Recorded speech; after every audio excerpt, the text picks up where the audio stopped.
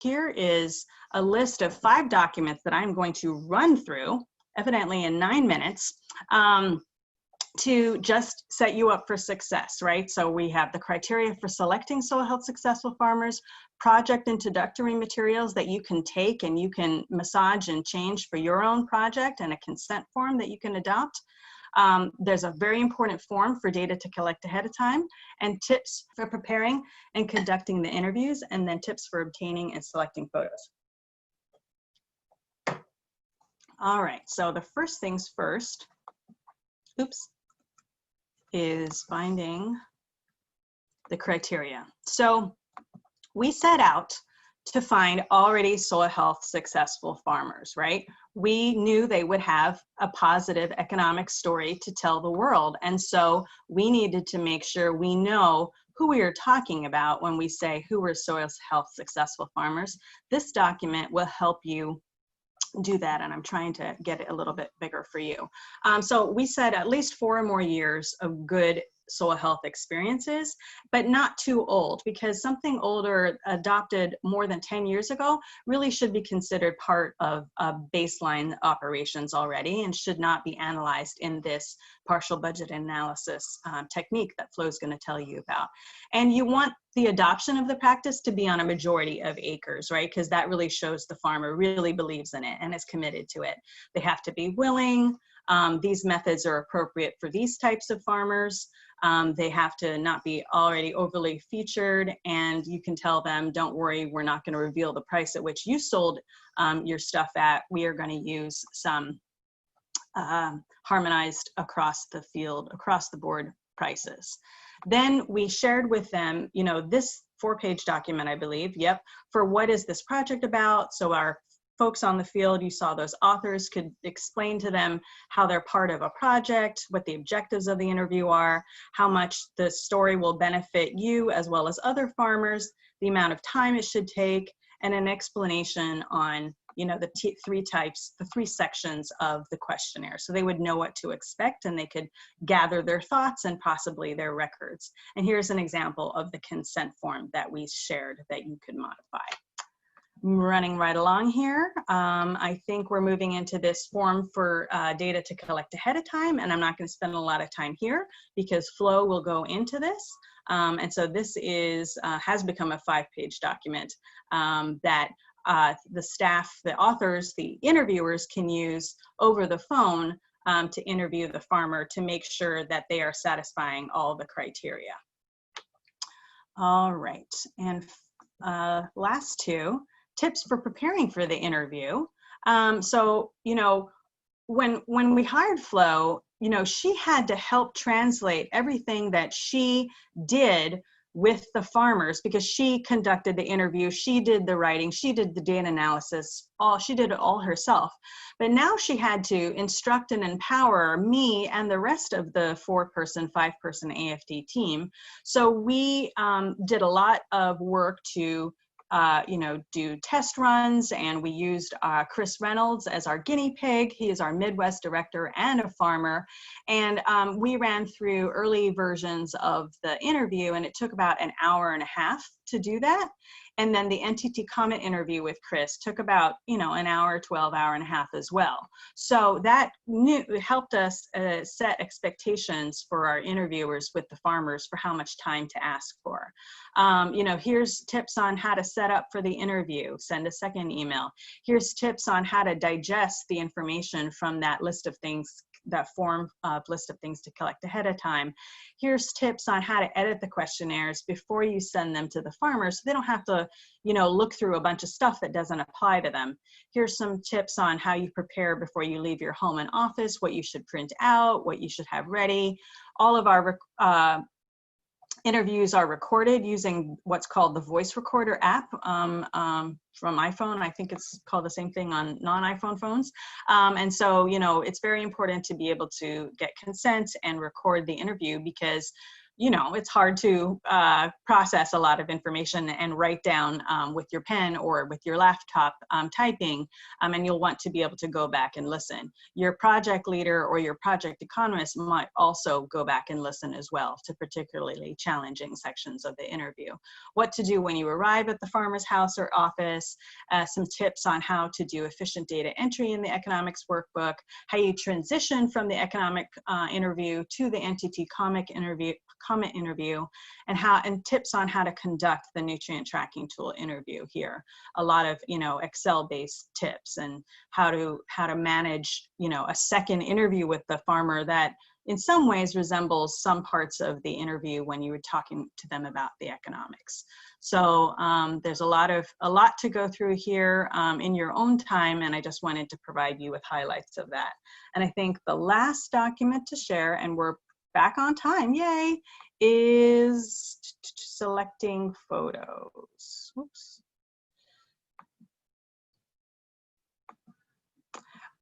So you can choose to take photos yourself. You can ask the farmer to share existing photos, or you could hire a professional photographer. And let me say, I think the professional photographer route is a very cost-effective, great way to go, because we did struggle a lot trying to get the right photos with the right size, the right resolution, the right content, the right lighting, right? We all think we're pretty good photo takers, but when you come to deal with the designer, you realize, oh, you've got a lot of things to learn. And so there are some tips here. You know, the higher the quality of the photo, the better for reproduction purposes. And, you know, here's what great photos could contain. But again, if you hire a professional photographer and you give them this list of photo content, right, you know, you need to see the farmer's face. You need to see maybe a great picture of the farmer crouching, showing off some great soil health. You know, maybe there's earthworm photos. Maybe there's terrific high residue photos, right? You want to take pictures of the great, you know, strip till bar or other farming implements that help with the soil health practices. So these are tips on that front. Okay, well, I have, I believe, accomplished all that we want to accomplish. Flo, feel free to come off of mute and give me some feedback here. And I think we can start our Q&A early. We have 5 minutes of Q&A now, and I thought this would be important just to make sure we hear from the audience and before we launch into the next section. And Flo, are you there? I am. Can you hear me? Yes. Looks like we have one question.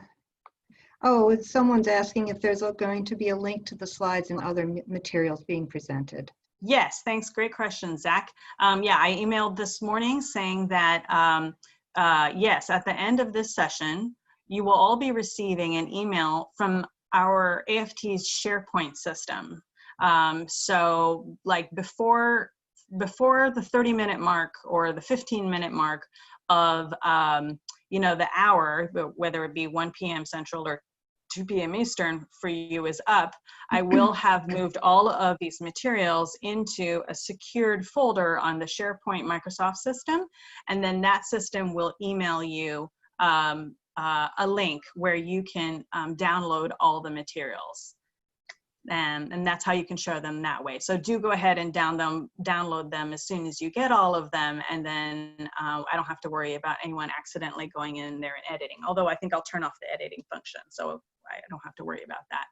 Mary asked, did you compensate the farmer? You know, that was something that we didn't formally take into consideration, surprisingly, but several of our authors did do that on their own. So they had their own, you know, budgets that they could access, and they did provide gift cards to local restaurants and other things. So yes, I think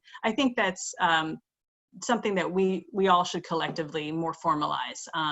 The question from Michelle with 1L is, how long does it take for a farmer to answer all the questions? So based on the experience of Chris and our guinea pig trial, it was just over an hour 15 for the economic questions, an hour 12 for the NTT comment questions. So we ask our authors to prep the farmer for an hour to an hour and a half, maybe even 2 hours for the economics part, as well as an hour to an hour and a half to 2 hours for the comment NTT part. So, and you know, we encourage them to do one in the morning, take the farmer to lunch, and then come back and do it in the afternoon, or do it all at once, or do it on 2 different days. So there's a lot of, you know, we left it up to the authors and their level of relationship building and with their farmers to figure out what would work best.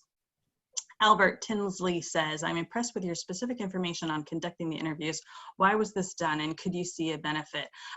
Well, because, you know, we really knew that there were going to be a lot of authors doing the interviews, and we wanted to aim for products that were similar and consistent in nature and content.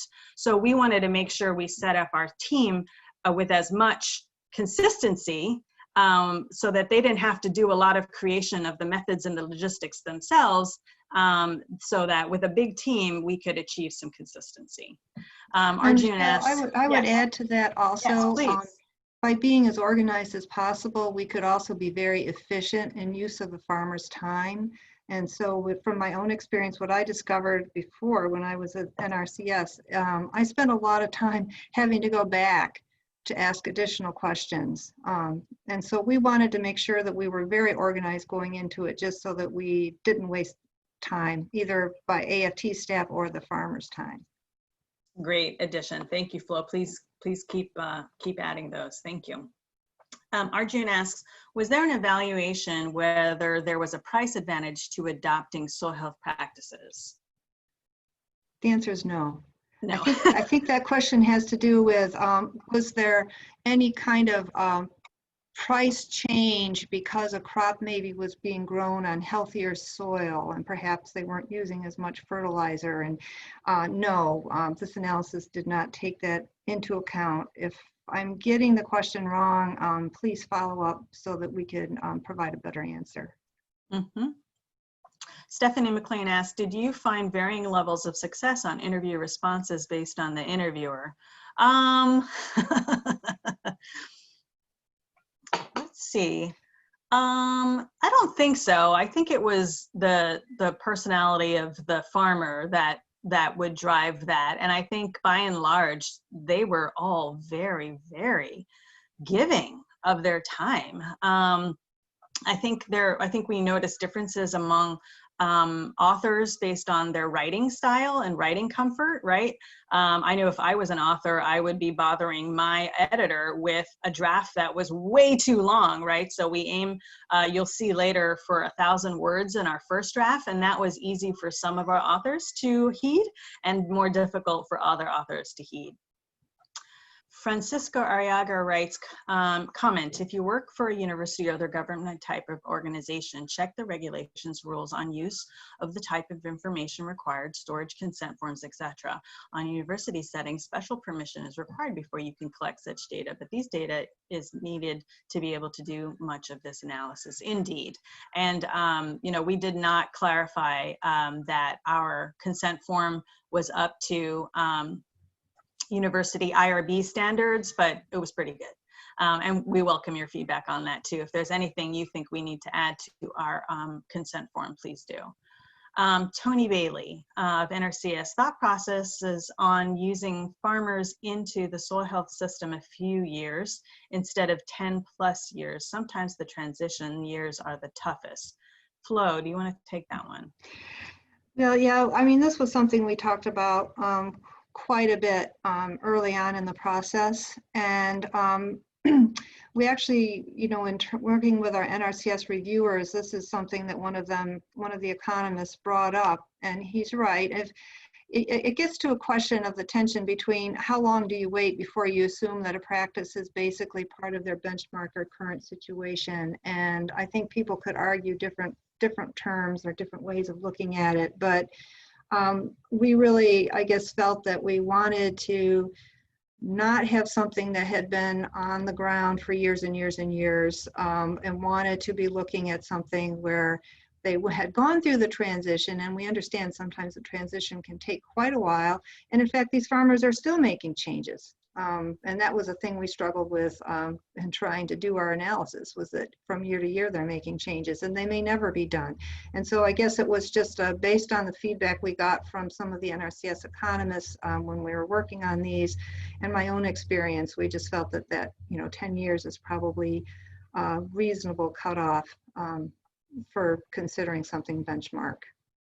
Sounds great. Good. I think we got one question left and we're over time. So maybe we'll wait on the last one and try to get to it the next time. So Mary Wiedenhoff writes, why not do case studies about unsuccessful farmers so we could learn what not to do?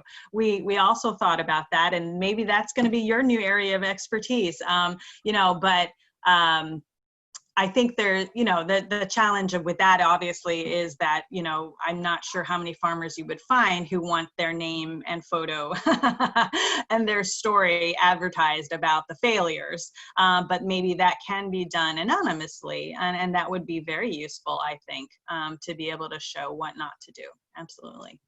But I'll just go ahead. With Susan Tallman, in the past, we've kept our soil health case studies anonymous in our state, but I would like to have the farmer's name. And I like how you have the farmer's name and photos. I think it would lead to greater adoption in our state. What privacy issues do you need to be aware of when you do this method? And have you seen this posting of their info to make a positive difference? I wish I knew if it's making a positive difference or not in comparison to products that don't have the photos and the name. So looking forward to follow up with you on how we test that out. But I think it's very compelling. They're very inviting and engaging. I have heard feedback like that.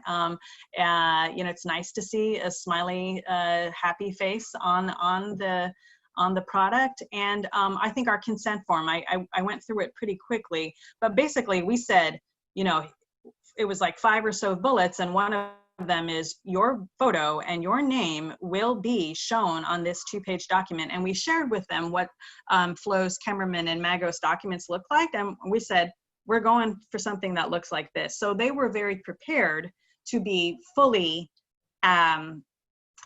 fully shown in this case study. And we only tell their county and their watershed and their state. We don't tell their home address. So there's some level of privacy.